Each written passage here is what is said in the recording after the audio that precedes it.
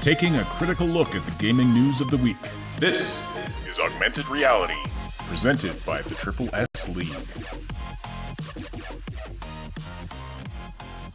Hello and welcome to the Augmented Reality Podcast for April 28th, 2018. My name is Ashenity, powered by Pure Hype as always. And I'm here, as always, with Cybsidian. How are you doing today, sir? I'm doing good. You know, like a few weeks ago, it was minus 20, and then yesterday it was plus 30. And that's Celsius. So that means that's like, this is like an 80-point temperature difference in Fahrenheit in like 2 weeks. It's pretty crazy. Disgusting. It's been pretty crazy. Yeah, absolutely. It was snowing like less than a week ago.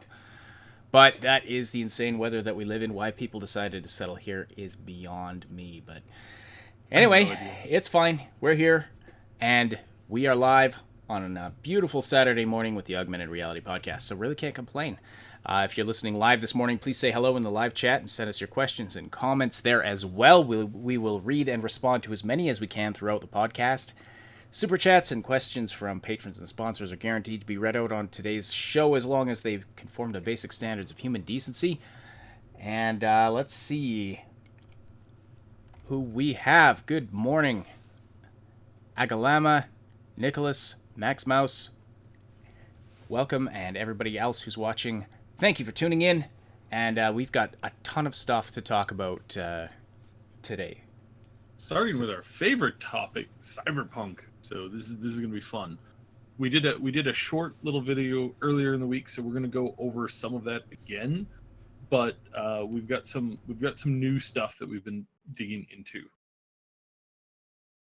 So, yes, absolutely. So yeah, there's been a plethora of Cyberpunk 2077 news this week. It's just been everywhere, and some of it is legit, some of it's not so legit. We did a video, as Cyb mentioned, earlier this week about this idea that Cyberpunk 2077 was going to be a first-person shooter, which is not accurate at all. I mean, yes, here's the thing with that. So first-person shooter with wall running. I only know of one game that's ever tried first-person and wall running or some kind of like parkour system, and that was Mirror. And a lot of people just could not play it because it was just too vomit-inducing. Mirror's Edge, you mean? Mirror's Edge, yeah. What did I say? You just said Mirror. But yeah, Mirror's Edge, yeah. Yeah. Yeah, and I mean, it would be one thing if there was... Well, where did this come from, I should say? Where did this idea come from? This actually started on a Polish site that in the English version is called Game Pressure. And they said that they got a big leak, and their leak included the fact that the marketing stuff was going to start this year, which we already knew about like 3 weeks ago. I don't understand why this is a new story, because and it's like up until yesterday, this was quoted as like brand new information. It's like, no, this was like almost a month ago.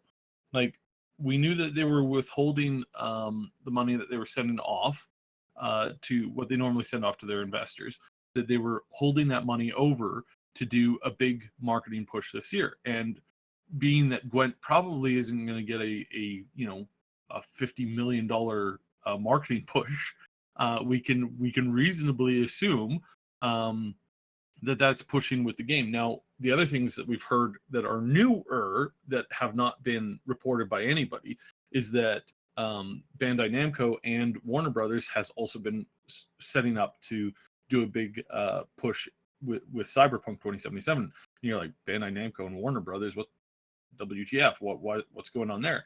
And the quick answer to that, which a lot of people forget, is that Bandai does the publishing for CD Projekt Red in the Asian territories, and sometimes in a handful of other territories, and Warner Brothers handles North America and all the rest. So that's why those two companies are involved. There was some wild speculation on, I think it was the Reddit, and where people were like, "Oh, this means that there's a show coming because Warner Brothers is involved. They're going to do a Cyberpunk TV show." And the quick answer to that is no, they are not. They might be tempted to if this game is a massive hit. But right now, CD Projekt Red is actually working closer to Netflix than they are with Warner Brothers. Warner Brothers this is their game side publishing, not necessarily somebody who's involved in tying in television shows to video games, because that's a really spotty thing. It hasn't gone over very well whenever it's been tried. Defiance tried that and it kind of bombed really bad, and I could get into it, but it's like yeah. So yeah, these rumors came out of like nowhere with the TV show, and it's like, no, calm down. What this is the big push for the marketing for the publishers that are preparing to do the marketing for this new game. And so they kind of split the costs of it. CDPR is going to put in money, and then both the publishers put in money. Publishers get money back from the sales, et cetera, et cetera.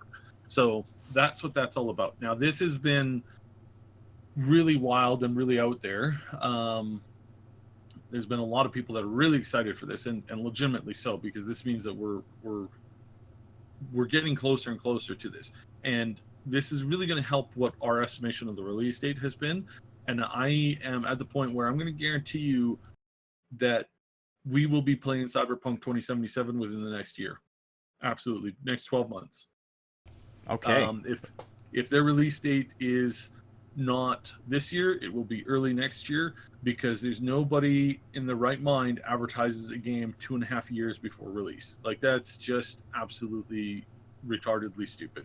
You've never seen that in gaming at all. I can't think of a single instance where a game is coming out in 2.5 to 3 years, or even 2 years, anywhere between 2 years and 3 years, and big publishers are throwing in hundreds of millions of dollars worth of advertising. It just doesn't exist. It just doesn't happen. And what we've been saying, and what we've been saying here on the podcast, and what people like the Mad Queen have been saying, and we've checked and double checked our sources, is that they are pushing to do this big kickstart to the advertising campaign. Will start at E3, or shortly before it, or shortly after it will be the big push. And that big push of the campaign will run for about 6 to 8 months before the game drops. Maybe sometimes a little less, maybe 4 months, but typically it's within like 6 to 8 months. So that you're anticipating really close. Right? Yeah. Sorry, I didn't mean to talk over you there, but you're anticipating like a Fallout 4 style release window.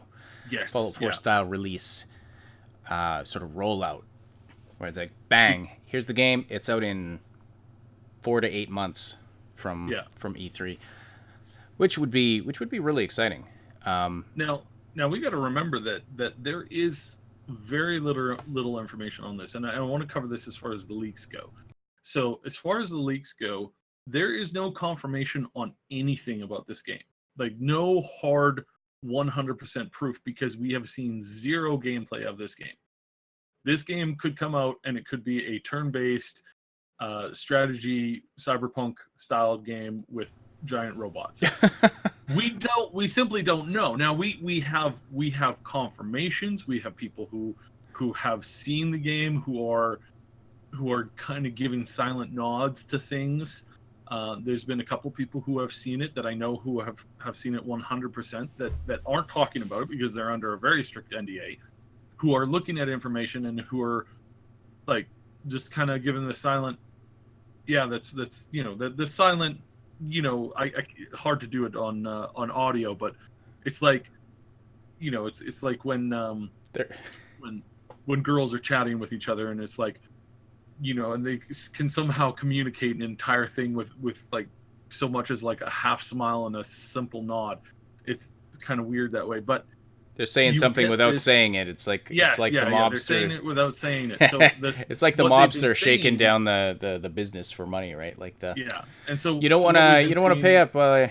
Sure would be a shame if your business burned down, eh? Well, see ya. Like that kind of thing, except not like creepy and wrong. Yeah. So they've been and then the studio themselves, and Adam has been reinforcing several things. He's been reinforcing that this is an RPG first and foremost, that they are working on multiplayer, and that they are working on this first person, third person true RPG kind of style game. And this is what we should be basing a lot of our leaks and fact checking off of, is what they've been saying, what they've been designing, what Mike Pondsmith has been, because he's been very connected with this. They're working on they're working on the new pen and paper game. They're really involved in this process, and what's being involved in this process is what Mike Pondsmith envisioned first in a game, and what he's been envisioning. He says, it's been so close and so exact that he's really, really happy. And he's been talking about this game. Now, mind you, he hasn't been saying anything other than that one interview that he gave a couple months, like almost a year ago now.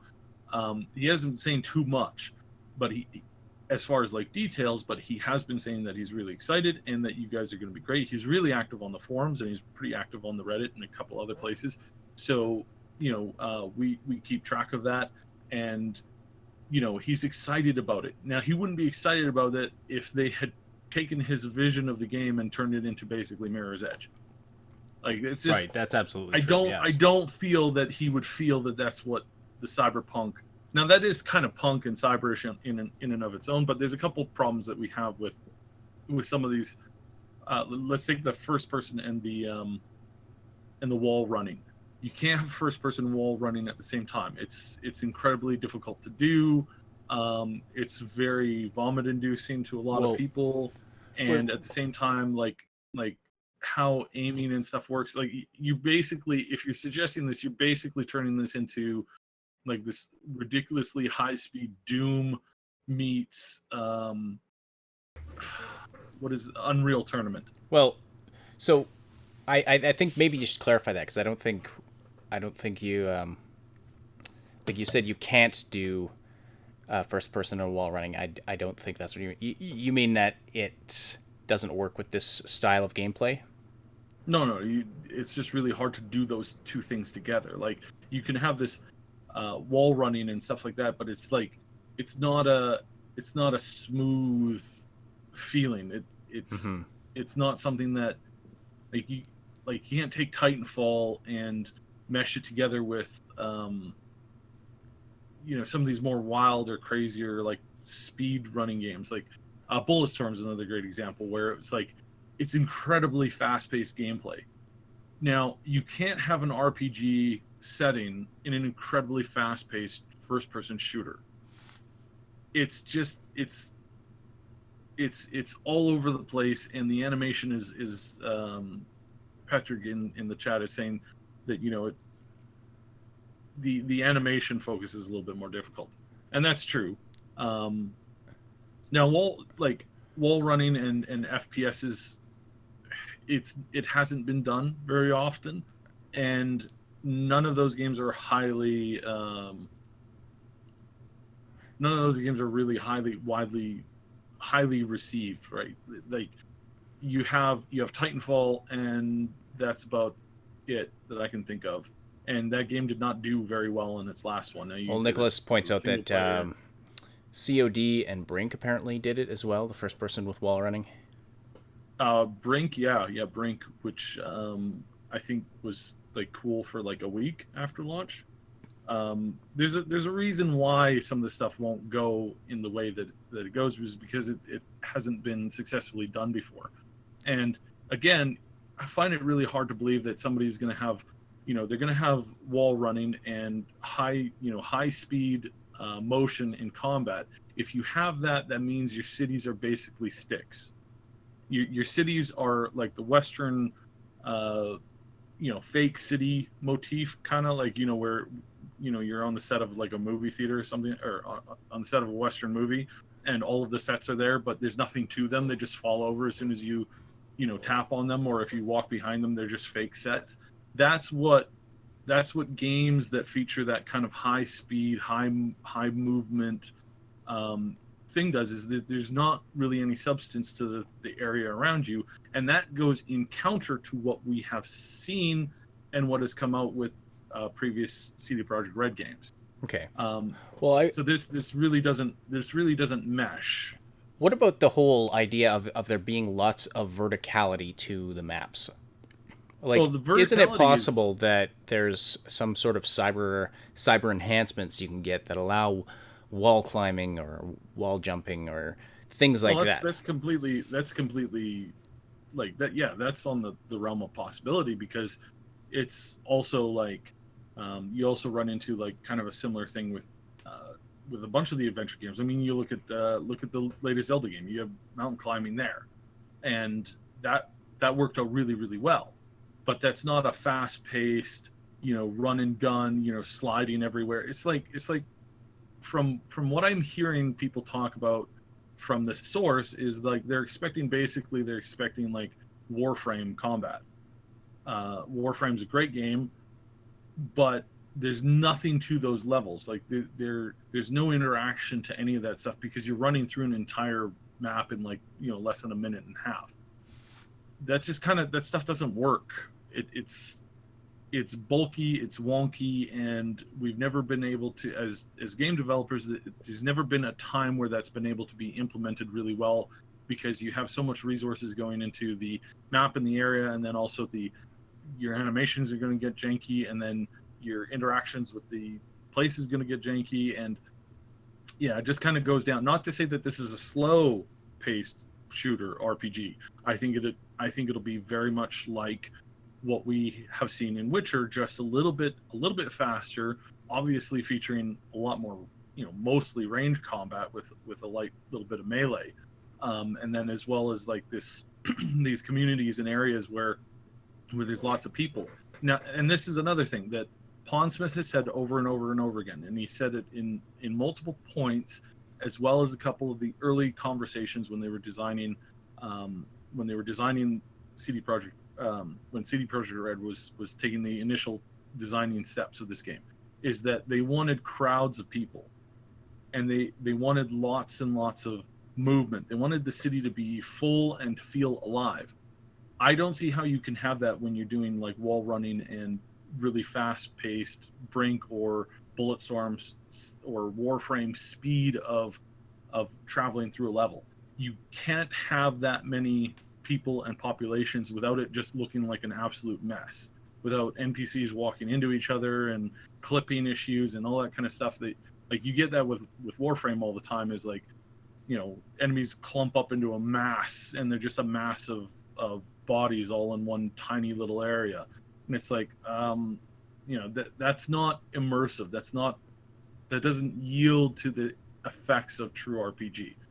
So as far as that wall running stuff goes, I mean, I believe that there will be some kind of a functionality where you can climb walls and you can obviously like do some pretty cool movement stuff that I would expect, but I don't expect that to be the focus of what it is. And this is the theme that Game Pressure has put through, is that it's all going to be about FPS, fast-paced combat, wall running. That's what they kind of gave the impression of, and then people have taken that and kind of run with that, going, oh, this is going to be a totally different thing. This is going to be like Borderlands meets Warframe. It's just going to be fast-paced, bullets shooting everywhere, guns flying, throwing weapons as weapons, and those weapons exploding into more weapons, and that kind of stuff is silly and a little bit ridiculous for an actual like real RPG, and especially as a team-based RPG with companions that we know is in the game. We know that companions are in the game because they've been talking about them forever, and they've been hiring, constantly. And so that's a little bit too fast. We got to scale that back a little bit in the way that we're thinking about this. Yes, it's a shooter. Yes, it's pretty fast-paced. It's also going to be team-based. It's also going to have more interactions with your companions, more interactions with your team players, which we're still suspecting to have some multiplayer functionality in this. So expect some multiplayer components to this, whether it's like teaming up to do a mission inside of kind of an instant kind of style, or whether they can just hop into your single player game that's like people used to do with Fable and stuff like that. That's totally still a possibility, within the range of possibility. It hasn't been confirmed yet, so we can't say for certain, but that makes a lot more sense for their engine and for what they're designing than this wild idea of it's just basically Borderlands Warframe running and gunning constantly, and having some extremely light role play mechanics. Borderlands was not a true RPG in the sense of like, you know, being able to walk around a town, talk to people, get quests, go out, you know, do, you know, talk to NPCs out in the wild. It was very much like, here's a level and here's a level area, an area that there's this fight at, and the bad guy's way up here. Go fight your way through all this stuff, and that's all there really was to that. And then most of the story was portrayed in just audio dialogue that you heard from others, and then some clip scenes from like, you know, animated scenes that you couldn't really do anything in. So, right. So, yeah, I do want to just clarify this just a little bit more, because I think there's some confusion about what we're actually saying here. By the way, hello Tanvix and Ouroboros and Helone. I think I missed those ones earlier. So, yes, there are first-person RPGs in the sense of, like, for example, Dishonored, one of my favorite games, is an RPG, but it is not an RPG in the same way that Skyrim is an RPG. You know, Dishonored, for example, has linear levels. I mean, there's freedom within the levels to do things and explore to some extent, but there's still mission-based levels that are self-contained. There are skill trees and things like that, ways that you can develop and branch off your character. I would say it's more of an action game with RPG elements. Whereas when you look at what they want Cyberpunk to be, they want it to be an RPG first with other elements involved. They want it to be as open as possible, kind of like how Skyrim and Fallout are open world, are, you know, very heavily. I mean, okay, I shouldn't mention Fallout. There's a lot of people who debate, you know, the RPG-ness of Fallout 4, but you look at Skyrim, where you can develop your character in any way that you possibly want. The role-playing aspect is first and foremost. Everything else is sort of put there to serve that role-playing aspect. That's what we're talking about when we say, you know, that Cyberpunk 2077 is going to be, a true RPG, in the sense that RPG is the primary focus of the game. Yes, there's going to be combat. There's going to be first-person elements to it. I mean, you can play it. I would imagine, just going off what I know, I would imagine that you have option to choose between first-person and third-person. And they've stated this before many times. Now they've stated this in an official capacity in multiple places, and it's still on some of their. When we did the company tour, there's a couple things in there that heavily indicate that they're doing third person as well, which is again what they've stated over and over and over again since they started this project way back in 2013. So they started this project back then. They said this is one of the big goals is going to be first person, third person, just like you have in Fallout, just like you have in Skyrim. And what I feel we're going to see is we're going to see a Cyberpunk 2077 is going to be a lot more like The Witcher than it will be like Borderlands. Just as a general way of engine, as a general way of their creative style, as a general way of them building and creating a world and creating story within that world, you can guarantee that it's going to feel and look a lot more like The Witcher than it does feel and look like when you're playing it than it does like, you know, Borderlands. And that's a good thing, because I couldn't imagine like basically them doing this Brink / Borderlands / Warframe kind of style thing. It doesn't make sense. It would really hurt the story. And also, this is incredibly a negative opinion.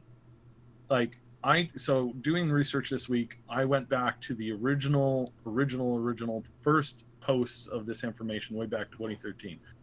About 1% of the population posting their replies to this was like, oh man, why don't they just do first person exclusive? And in some articles, I couldn't even find anybody saying anything even remotely to that. The vast majority of everybody was like, first person, third person, awesome, sign me up. I love that combination. I love that combination in Skyrim. and there was a lot of reference to that, and there was a lot of reference to the fact that they didn't necessarily enjoy. Later on, you get more and more people talking about different games that came out, and there was this thought that Deus Ex was not as RPG friendly as a lot of people would have liked. There was no, character customization or development, and the fact that it was like pretty much just first person turned them off a lot to it. And I think what some people are wanting, who are the fans of Cyberpunk games that are out there right now, mainly being Deus Ex, are saying, "Oh, well, I just hope this game is like Deus Ex." Well, wait for the next Deus Ex game. Don't make this game another Deus Ex game, because we already have a game like that. What we don't have is an open world, this open world sci-fi RPG where you have immense character customization and building. You have really deep character classes and customization of your class and your backstory and all this kind of stuff. You don't have one of those games out there.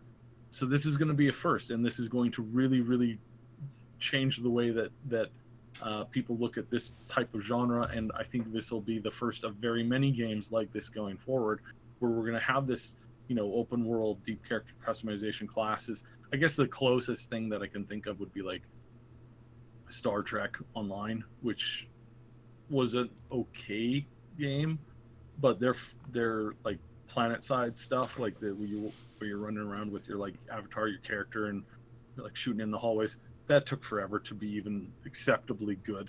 Like, yeah. So, but it was still enjoyed by a lot of people. I still enjoyed, going planet side with my character. It was crummy combat for a really long time, but I still enjoyed that. So this is big, and just to quickly wrap that up, it's similar to a couple other things when people were saying before that this was going to be basically The Witcher in future setting. You're going to have a single character. That character is going to be pre-designed. You're not going to have customization. You get a single class. Yes, there's other classes within, like, other characters that you can recruit into your team, but there's a single thing. That was completely debunked by Adam himself, almost in a mockingly way during one of their last big pressers. And so don't assume anything with this game. Like, assume that we can trust that Adam knows what he's doing, but other than that, don't throw your entire concept of game by 1 or 2 leaks, because that's what some people did, and they got burned quite badly for that assumption, because it was an easy assumption to make, but it was really dumb, because they didn't look at the other evidence that was connected to that. So Alex Brown in chat is saying, I hope Cyberpunk 2077 is everything 2020 is, and then some. That the combat is dark and gritty and deadly and all of that. Well, I think that that's what they were going for. That's what they've been absolutely, and the fact that they have Mike Pondsmith working on this game, like he's directly involved. He's not just sort of adjunct to it. He's directly involved, working with CD Projekt Red to make this game amazing, to make sure it fits his vision for it. So I imagine that that's what we're going to get. So yes, thank you so much for the conversation in the live chat. If you want to keep the conversation going after the live broadcast, we welcome you to join our Discord community. You can find the link in the description below. It's a place where you can chat with us, chat with other Triple S fans about all the things we love to talk about. You can meet people to game with, stay up to date about everything we're doing here at the Triple S League. So click the link below to join, and be sure to say hi to us in the welcome channel. Now, so last week I promised I didn't promise. I said I was going to hope to do one of our leaks, but considering all this current mess with the leaks, I think we'll put that off for another week. I was talking with Mad Queen, and we were talking about it. What I want people to go away with today, instead of this last little leak that we had, is this information that has been coming out, that's been official and confirmed by a number of sources, that their marketing campaign is preparing to ramp up. And if this is true, we've seen this on multiple sides now, especially with their financial information coming out about stockholders, is that we are going to see a big marketing push on this, which means this game is a lot closer than a lot of people have thought, which is what we've been saying for a while now, that I think we will definitely be playing this game within 12 months for sure, most likely out sometime this fall or early spring or even winter in 2018, 2019. I do not think we will be waiting. I don't think a year is going to go by and we're not going to be playing this game. It's just, again, as far as like, campaign, as far as structure, as far as the fact that they have like 700 people working on this now, I think we're going to see this right away. I think it's going to be revealed, and I think when the official rumor came out that they were going to have some closed door access for people at E3, from what I'm hearing now, they're going to have a lot of like public gameplay that may not be on the show floor, but the gameplay will be able to be recorded and be able to be put up. And I think that we're going to see a big gameplay trailer either at E3 or shortly after. And I think we're going to see an announcement for release date sometime this fall or early spring. And you believe that it's going to be going up against Bethesda's next big title, is that correct? Yes. And now this brings us to Bethesda and the other big E3 rumors. Bethesda has a game coming out, and I've heard a lot of people say, no. This new game from, if there is a new game, people using this in quotes, going, if there is a new game, then we won't see that this year. We'll see it sometime next year. Again, Todd runs this studio. He runs the studio tight. He runs it clean, and he runs it the way that he wants to run it. And the way he wants to run it is he wants to have a game come out within about less than 6 months after he announces it. If he had his way, he would announce the game and it would go live that day. And you would be able to buy it that day, and the marketing campaign would be a at launch marketing campaign. So the marketing campaign, he'd come out at like E3 or some big event, say, hey, this is this game, here's the tour, here's the trailer, here's the gameplay, here's all the stuff that we put in it, and it's available right now, and you're going to start seeing videos and commercials for this nonstop for now and for the next like month. Because Bethesda is very similar to CDPR in the fact that they make continual sales on their games after the game has come out. So years and years later, they're still making a lot of money from Skyrim sales. Years and years later, they're still making a lot of money from Fallout 4 sales. This is what he would prefer, and him coming out to tease a game or to do a trailer or to do a short little blurb on a game that's not due out for another year is obviously you don't know Todd Howard. Obviously, not only do you not know Todd Howard, you don't know Bethesda Studios, and you don't know ZeniMax. We don't see that from any of their titles, any of the ZeniMax titles, the Bethesda sister studios. We don't see that ever. We see the game announced and it's out within a year, at least. Yeah, absolutely. Usually 6 to 8 months. Yes. So we will see this again with Bethesda.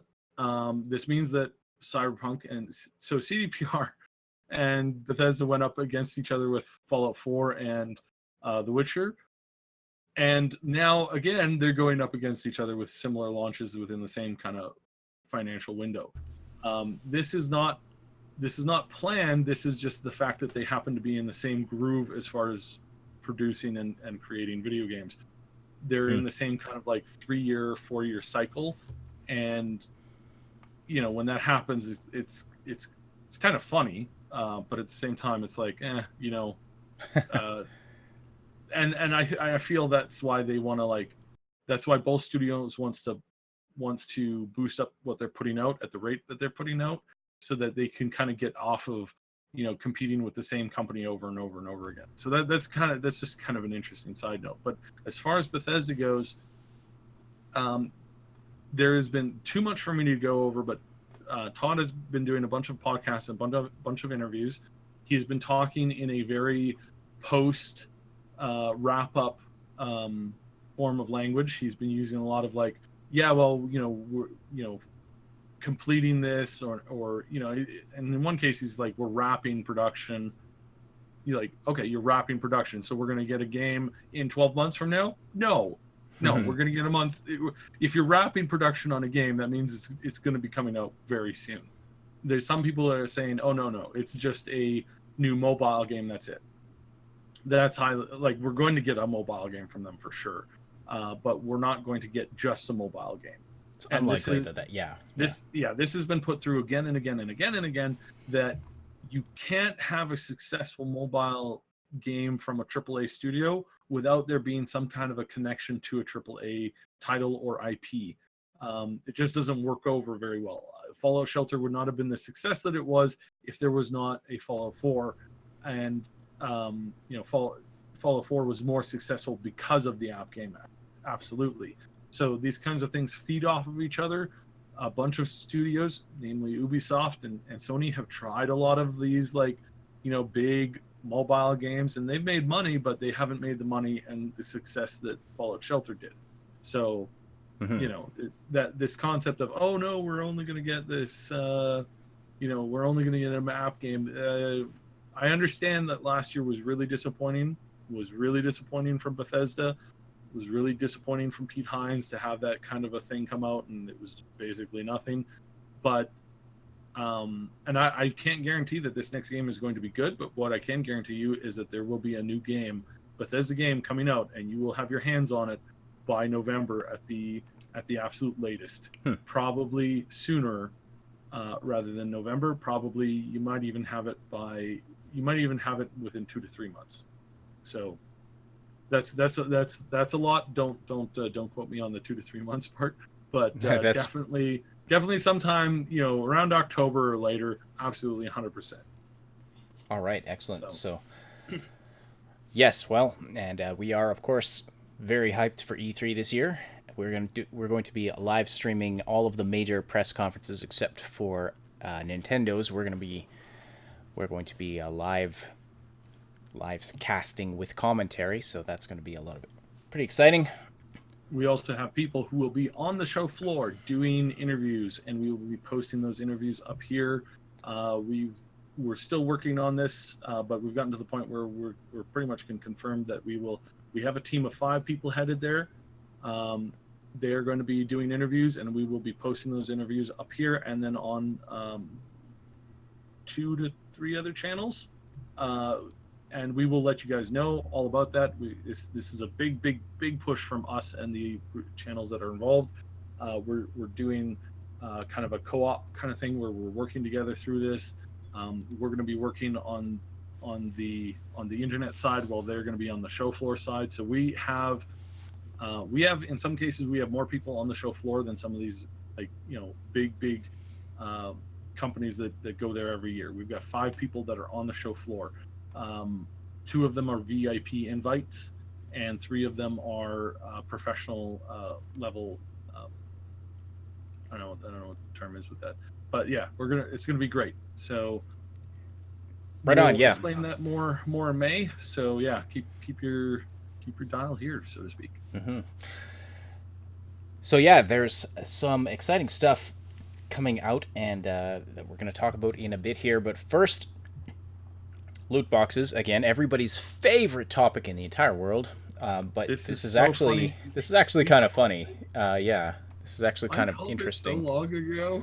So we were talking previously about the fact that lawmakers are looking at loot boxes and saying, does this count as gambling, and does this count, is this something that should be legally regulated to prevent, harm to minors and people with gambling addictions and et cetera, et cetera? Does it count as gambling? And of course, governments always are looking for extra tax dollars, and if they smell, if you have something that can be legally defined as something that is taxable, of course they're going to be looking at that. Well, turns out in some countries loot boxes are already illegal under current law, and they're just discovering this now. Well, gambling is illegal under current law in most situations. So in order for you to be able to gamble in a lot of countries, it has to be a legally registered casino at a registered thing, and there's only so much that you can gamble on. You can't gamble on certain things. So what a couple of these countries have discovered is that people who are currently selling video games to children in these markets have been in open defiance of these regulations, and that in a lot of cases they knew about these regulations and they just chose not to follow through. And it wasn't until this big hubbub and controversy was started with the loot boxes that attention was drawn to this. So specifically, Holland and Belgium have both declared that loot boxes. In Holland's case, it's some loot boxes that they looked at. They were like, yeah, this falls under the gambling definition, and this can't be allowed. But Belgium has really kind of cracked down and said, under their laws,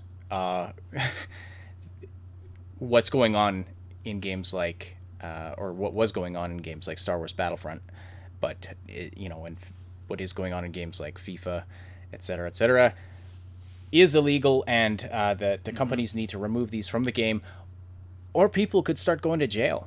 Believe it or not. Yeah, and this is funny. This is really funny because these countries have extradition treaties with the countries in which these games are created in. So if these are not pulled down fast, there's a very real chance that if, say, Holland or Belgium push for, our laws were violated, and this person at this and this studio knew it and are responsible for it, that there could be some, police walking into these buildings, arresting these people, and then shipping them off to get tried in Holland and Belgium. Now, what's going to happen most likely is we're going to see a gigantic legal fight coming up soon. This big gigantic legal fight will involve these countries basically making the argument that this is gambling, which they will win because they employ such things as jackpot teases. This is a thing that you find in VLTs and you find in other gambling things where it's like, you have a wheel going around and there's that jackpot prize, and oh look, it's coming up on the needle. Oh, you're gonna win the jackpot. You're gonna win the jackpot. Oh, you're so close. Oh, it stops. Oh, but then it trips over to the next one, and you get 5 gold. And what's Right. 5 gold worth? Nothing. You have 20,000 gold. So it's just like that kind of a mechanic has been clearly stated as a gambling tool to hook people into addictive gambling behaviors, and has been proven in not only the States but also in pretty much every other major country in the world. Yeah. And that is not allowed to do that or to point that at children. And all of these games have been employing these kinds of tactics. All of these loot box centered games have been doing this over and over and over again. And so, yeah, this is drawing an attention to it. And now we're going to see these companies, we're going to see these game creators who are basically hitting the wall at at their top speed. And they're going to, this is going to be hilarious to watch for the next couple of months. Mm-hmm. Yeah. So Alex Brown is asking in chat. So only Holland and Belgium, not anyone else. Not yet. Not yet, but I mean, it's significant that it's coming out that these are already illegal under the laws of certain countries. And again, as I mentioned, these have extradition treaties with the United States and with places where these games are created. And I mean, things are still happening behind the scenes that people are looking at this very carefully. As far as there was a Hawaii senator that was pushing for a loot box regulation. Now, what actually happened with that? It hit the wall. We talked about this a week or two ago. It hit the wall, and the main reason why it hit the wall is because they didn't really try and reach across partisan lines, so they stuck with the political party that is currently out of power, and so it didn't really go anywhere. If they had opened that up a little bit more to try and get some crosstalk going on, which in the States right now is basically next to impossible, I think they would have gotten a lot more movement on it. But it is still waking people up to this, and what we're seeing on a couple of fronts now is we're seeing a lot of these European countries that are basically figuring out that this is either it's illegal and they're insulted by it, and that they feel that they can, that they clamp down on it. It's a public win for them as far as like their perception. And then there's other politicians and other people who are going, hey, this is gambling. This is a taxable source of income here. And they're starting to think that way. So the government wheels tend to turn really, really slowly. There's about... But it'll get there eventually. Yeah, there's like half a dozen more European countries that are examining this right now, and they just haven't finished their examination on it. Like Holland got this done like about a week and a half ago, and then Belgium was sometime earlier this week. So this is an ongoing situation. By this time next week, we might have one or two more join that list. And as more and more people, as more and more countries join that list, that's going to put more and more pressure on these games to come up with a new system. Now, the best system is a straight up purchase of stuff. Like, here's this costume. This is what this costume costs. Like in Fortnite. So Fortnite has their shop. Basically, this is what this costs. This is what you can buy. This is what this gives you. And they're very clear and upfront with that. And then you have games like, Overwatch, where it's like, hey, it's a lottery system. You put in your monies and you get what it gets you, and that's it. And there's no way to control it. So there's no, because it's not upfront and because it's not skill based. Then games like CS:GO and one of the sports ones where it's like you can then sell that stuff for real world money. That's where they're really stepping in it, because there's sites that are designed. I mean, CS:GO has had a lot of problems with these sites where it's like skin traders and there are people putting in $100,000 into those things. There are people who make full-time money off of gambling skins and buying skins and then gambling skins, and it's like, yeah, that's gambling. That is full-on illegal gambling, and the fact that 15-year-olds are doing that is not cool. Absolutely. EA has really awakened a sleeping dragon with this nonsense that they pushed with Star Wars Battlefront. Now Battlefront's not the target because they removed that stuff before the launch. That was the match on the powder keg. But there's now a lot of studios who are looking at Battlefront, who are looking at EA and saying, "You guys ruined this for everybody. We had a good thing going here. We were under the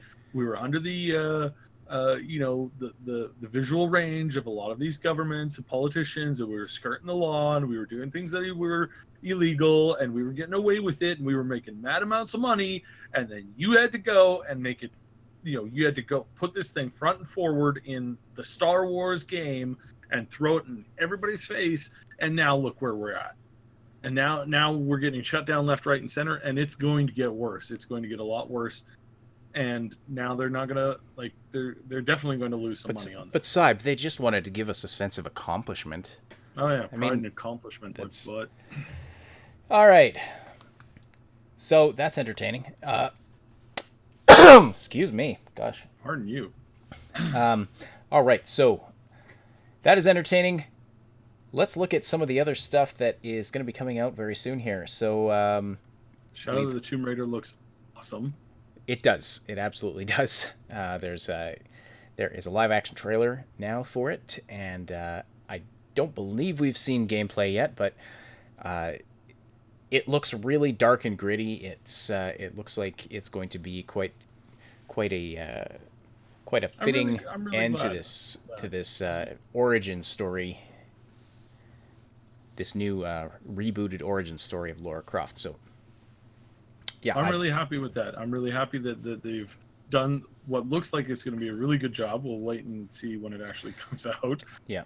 Now, they also did the origin story in the movie recently, right? And it's not the same story, if I understand. So, which one's going to be canon? Yeah.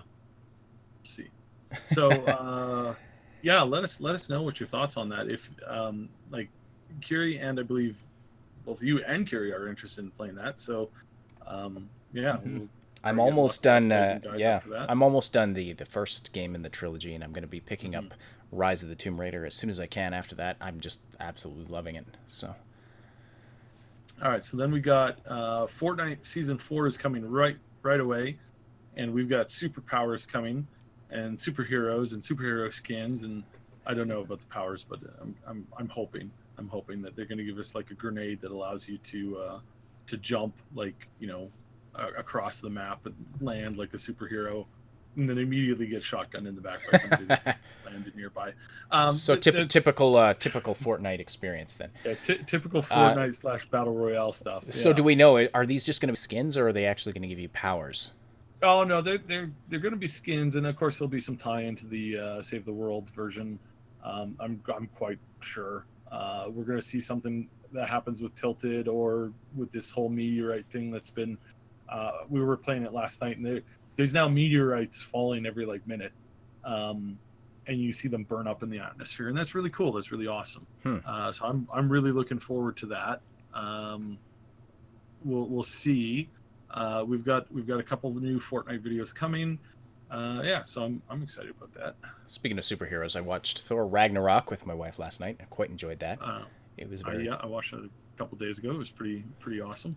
Yeah, Hilarious. quite enjoyed that movie. Yes, very funny, very funny. Really funny, especially the Hulk scenes. The Hulk was just great in that. Strongest Avenger. All right, Brilliant. so you wanted to talk about this Halo story.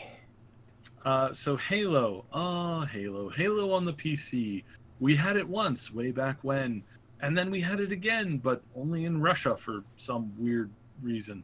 And then some modders got it up and running again, and then 343 and Microsoft shut it down hard, just hard. That's Halo Online, said, the game that was run as a beta in Russia, I believe. Yep. And then they just shut it down after that. Yep. But then some modders got it up and running for people in North America, and then they stepped in and shut it down hard. Why? Because for some reason, a bunch of people in suits do not want people on the PC to play this at all. They want to have an excuse for you to go out and forcibly, at the end of a gun, buy an Xbox so that you can play this. And it makes no sense to me. I'm really this has been a sore point with me with Microsoft for many years. The fact that they just refuse to bring this to the PC.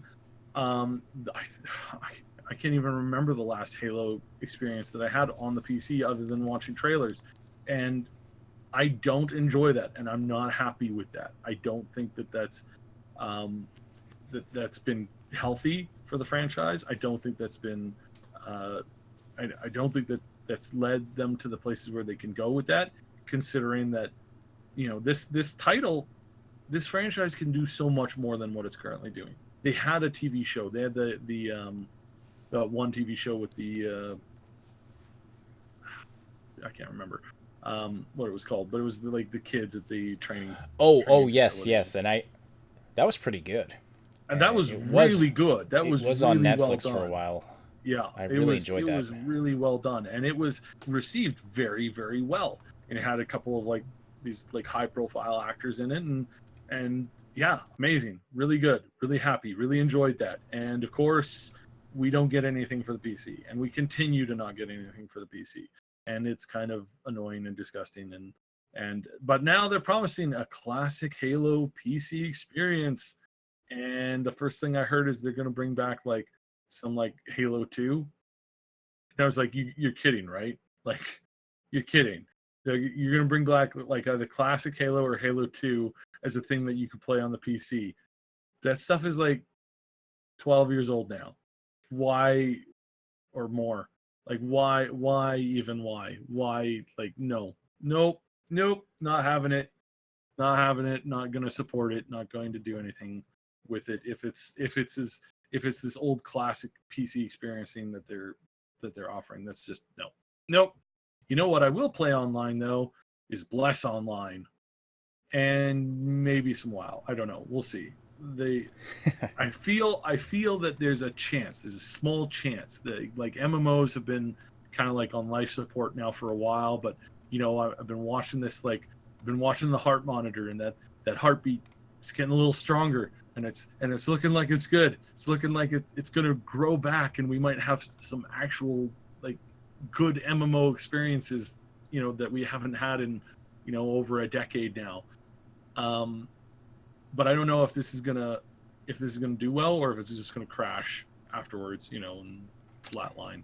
So, well, so we'll see. It looks really interesting. Everything I've seen on it it looks like it could very well be a quality game. So it's the fact that they failed twice before, and that they rebuilt themselves, and then the fact that they're publishing it themselves, that they're not getting any of these super greedy publishers who always tend to ruin these games. Like the amount of games that these publishers, especially I can't remember, they don't deserve my recollection.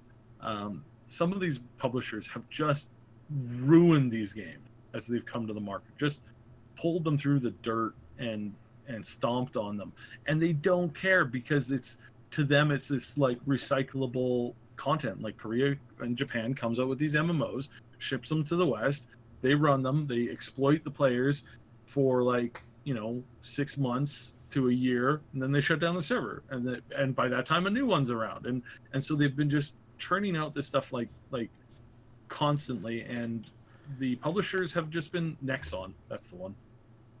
And publishers like Nexon have just been trashing these things, and they trash them for money.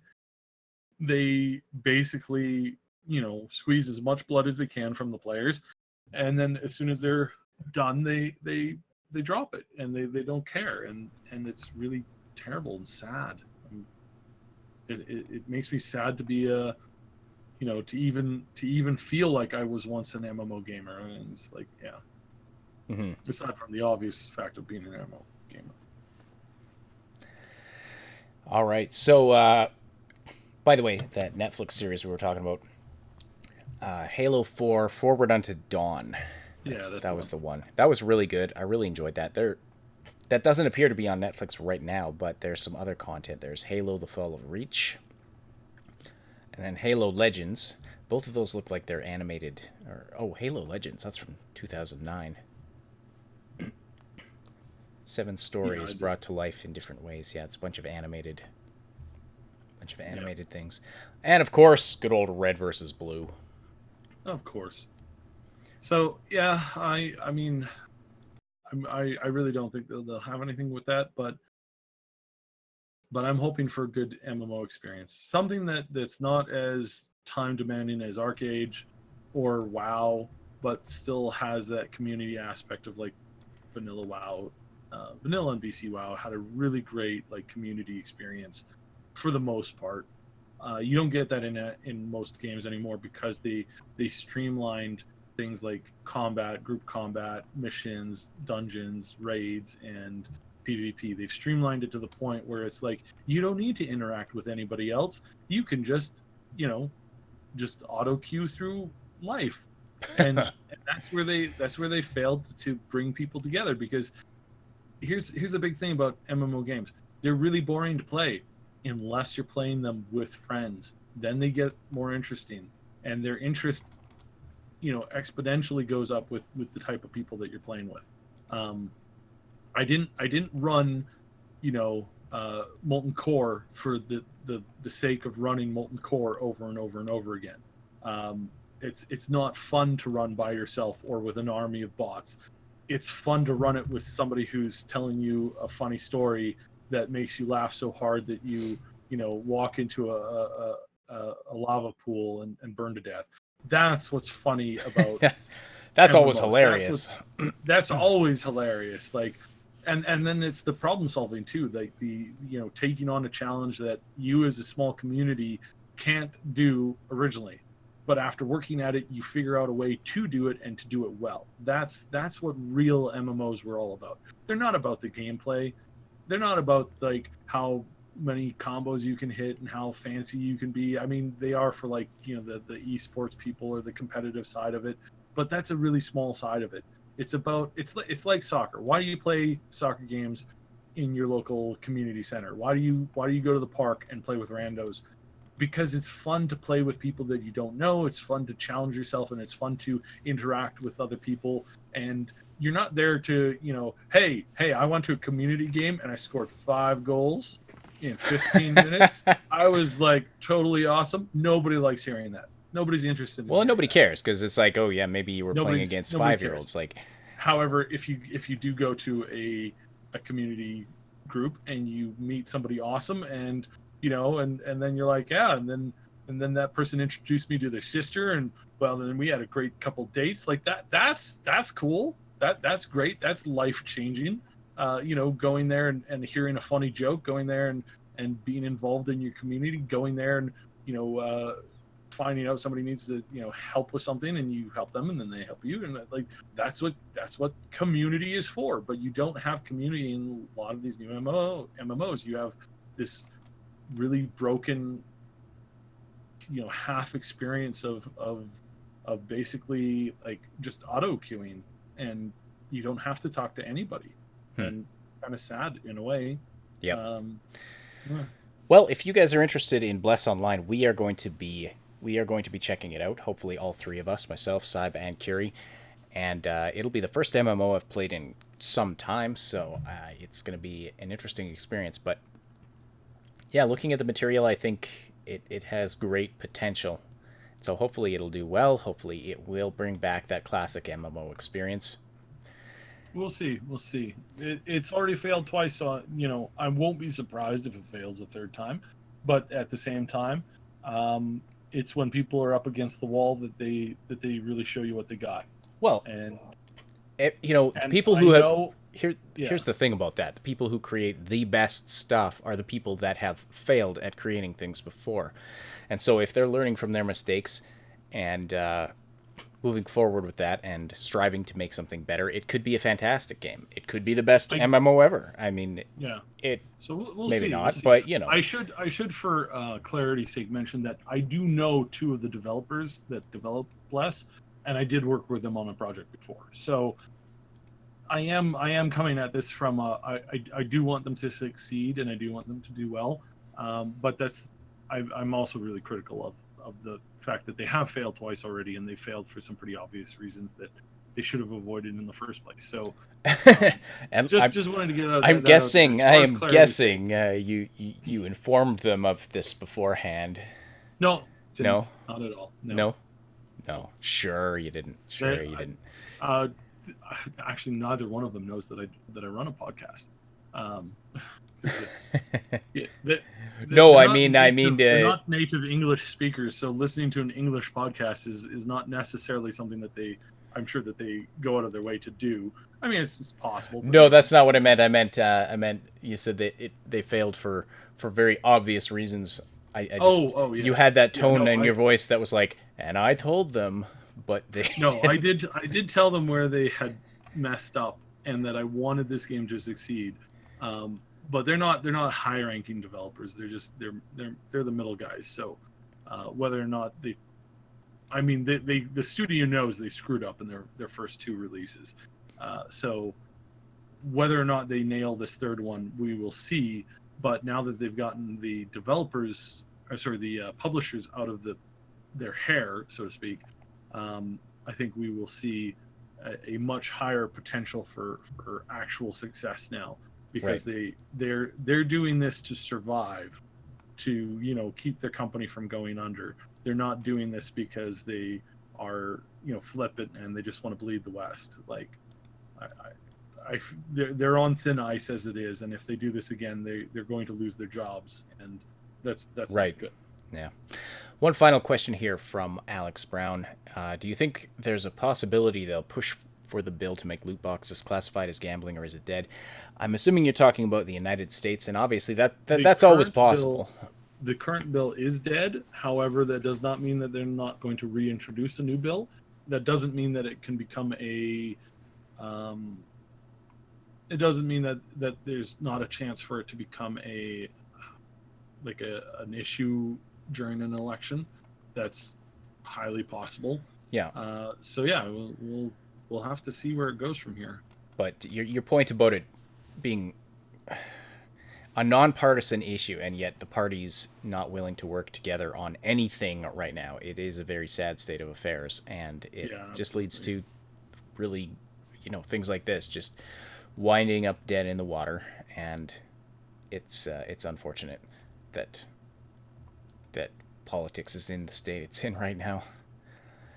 Yeah, well, I mean, it's getting to be more and more, but I think this is one of the things that most people can agree on, especially when you know a little bit more about like how gambling works, like how when you make lights go off in a certain order, or how you can make sounds roll in a certain way, and then how you can do that, offer that tease where somebody thinks that they are, they that one more and they get the jackpot.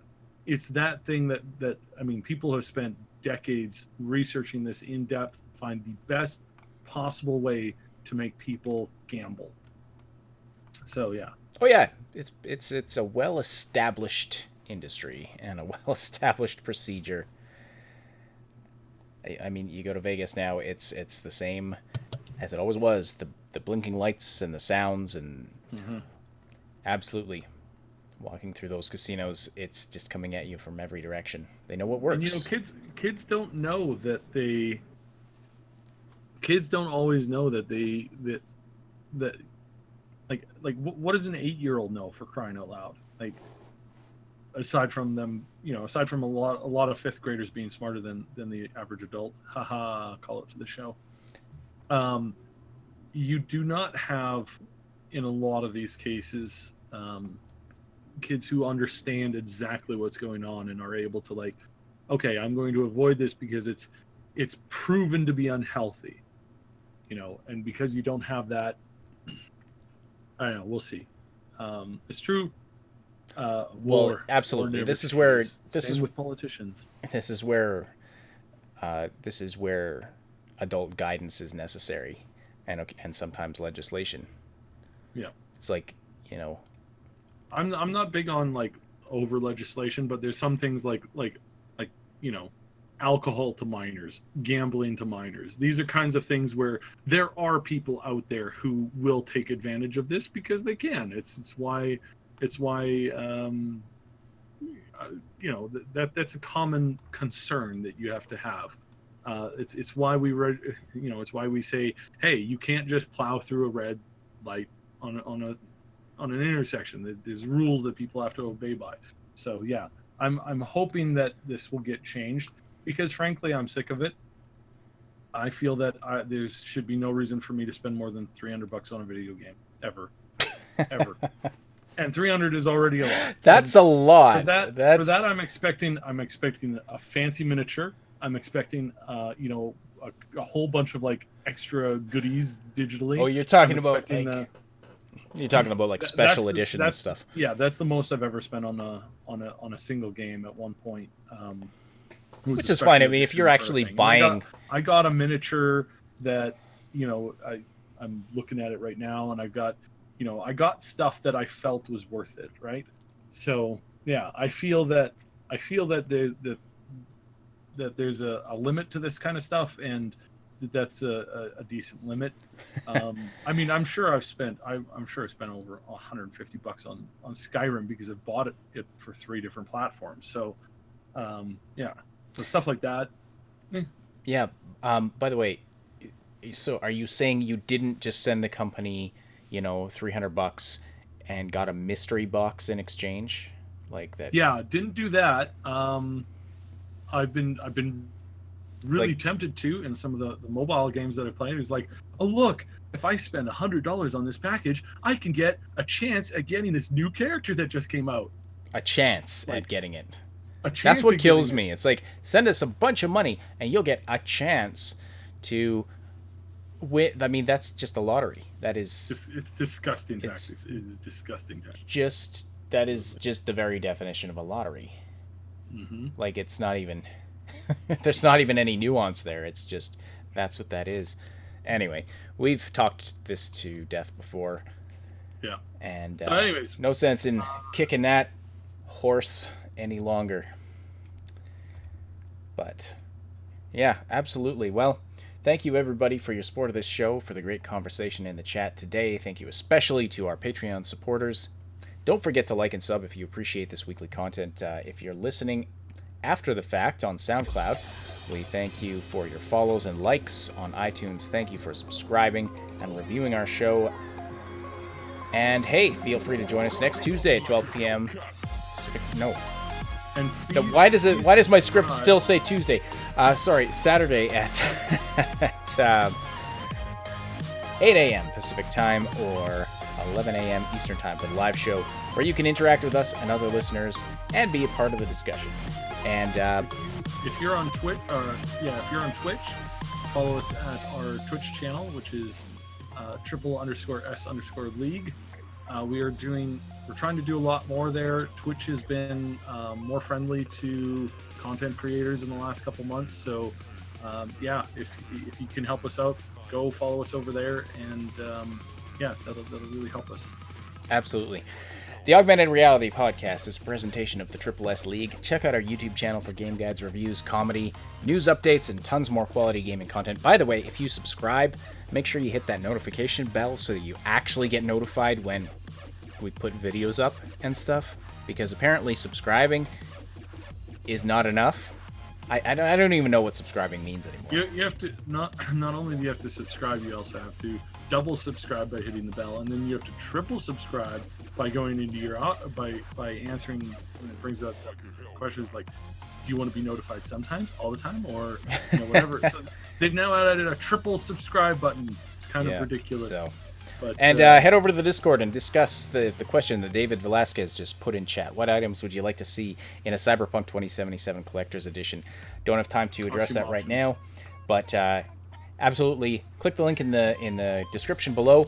Head over to the Discord and discuss that. And we will see you over there. My name is Ashenity, and on behalf of Cybercity, thank you so much for listening, and we will talk to you next week.